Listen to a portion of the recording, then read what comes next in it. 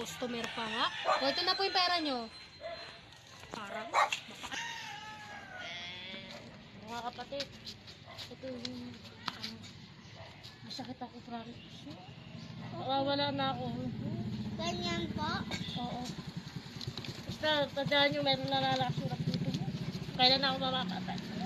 Wala yung nakasulat ka rin. Ano na sabi niya? Bah!